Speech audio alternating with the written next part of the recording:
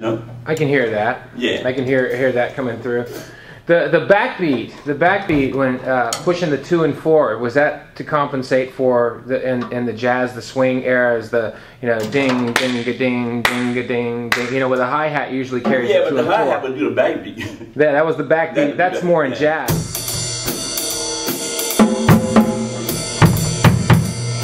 Yeah.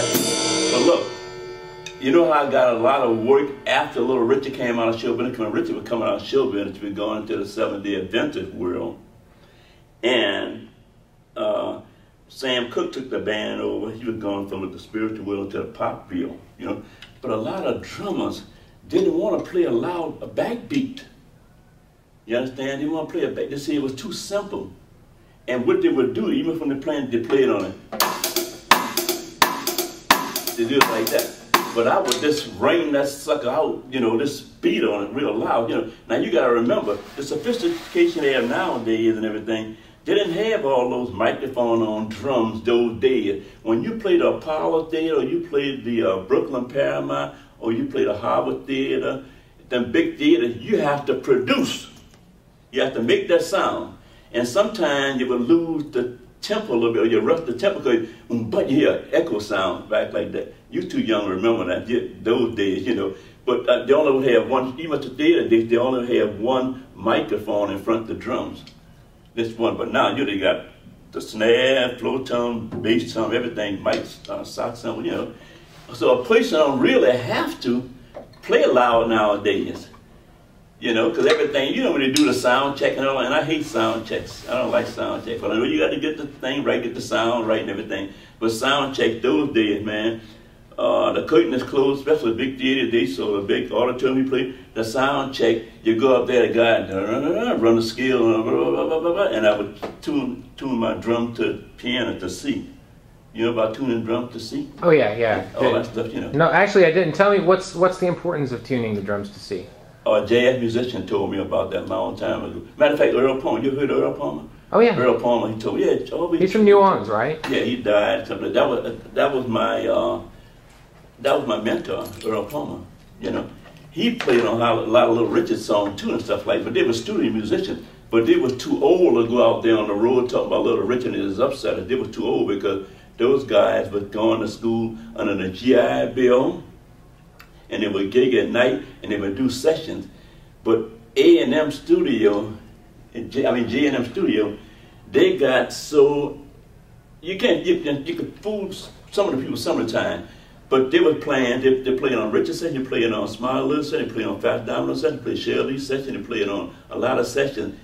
And Lee Allen, you heard of Lee Allen. Lee Allen, they started writing. I said, that sounds like the same guy on that record. Sound like the same guy on the same studio band. But those guys, they didn't love rock and roll. They wanted to play jazz. But they were good studio musicians, good reading everything. They wanted to play jazz, but they couldn't make it at jazz. They had families for the feed, and that's why they were doing some of the sessions like that. But they didn't really want to play rock and roll or rhythm and blues, stuff like that. Those days, Coming out of New Orleans, out of the jazz background that you had, and straightening out the rhythm, playing the more straight eighth notes on there, and also defining backbeat, giving a good solid 2 and 4, you're basically, you reinvented the engine of rock and roll. Yeah, you're part of the guy who created. Nobody was playing that because they said, "What the hell are you working like you're hard, man? You work too hard. Don't do that." They were too lazy to do it. About 10 years ago, the drummer Richard had with him now, a guy from Alabama, what is his name? I think Mark, John. I think his name. Richard paid me $300 an hour for to teach this guy. He's a good drummer for to teach this guy to do the choo-choo train, but he wouldn't do it. The guy, he did it at first at rehearsal. We was there about 2.5 hours. Richard paid me almost $1,000 for that.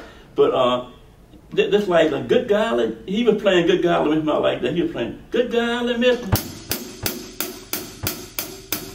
No, you don't do it like that. Good golly, miss.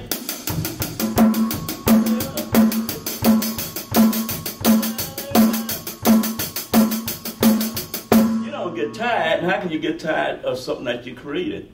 You know, it's all the risk, and it's the breathing situation too. You know how to catch your breath. You know, you're a drummer. You know how to adjust yourself. I can't quite explain it and stuff like that. You talked about the drummer, the ego, you know, coming forth from the drum throne and reaching the crowd, not by self-aggrandizement, but you know, making yourself look like, hey, dig me, look at me. Yeah. But basically, what you're saying is that you have to almost become like a like sort of a magnet to draw people in. The drummer is like the engine of the band, and you want to. It goes beyond just playing notes, right? Yeah. Oh, that's like Jan Brown said, I was the first one to put the funk into the rhythm. You know where that comes from? I was doing a lot of syncopation on my bass drum. But I did that because the drummer was always sitting in the back and everything like that. Except if you're in the theater days, you're on a rider, you're playing clubs and you're playing armory and stuff, you're sitting in the back.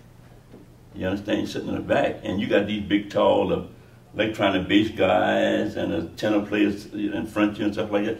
But I did that syncopation on the bass drum so I can the show off thing. So when I'm playing that, I see a girl in the audience that I like, you know, and she's looking because that's different. You're different, you know, and she may be dancing for the guys like that. But I had this all time and every day.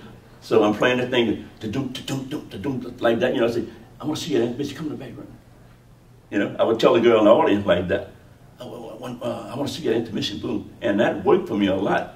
But that was something. And Jan Brown looked back, man. You know, when Jan Brown and Little Richard was around Macon, Georgia together, they were booked by the same booking agent manager. Clint Bradley was booking Jan Brown. Did you know that? Around Macon, Georgia, and Little Richard.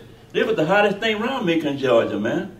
I didn't know that. Yeah, Macon, Georgia. Jan, I think Richard, Jan Brown, I think is this guy out of jail or prison, something like that. And so Clint Bradley was booking Little Richard and was booking Jan Brown. And he was guaranteeing us 4 nights a week with for $60, $15 a night. Now we play matinee like at Shady Rest outside of Macon, Georgia. We make $10 for playing an hour matinee. And what happened was, but he would guarantee us $60. So he would send us to Chattanooga, Nashville, Alabama, that way.